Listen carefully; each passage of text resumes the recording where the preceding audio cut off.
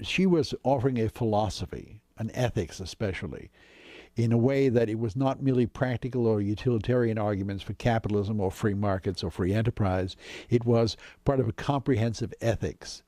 And I regarded her writings on ethics, particularly the objectivist ethics, as one of the things for which she would be enduringly famous. It was a major contribution, I thought, to human knowledge. I had taken a course on ethics at Queens College and regarded the writing, most of the writing, as terribly sterile and out of touch with the real world.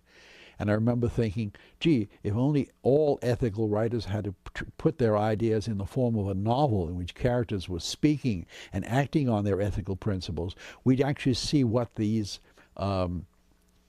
ethical doctrines meant in real life, rather than being very abstract, dry, scholarly tomes.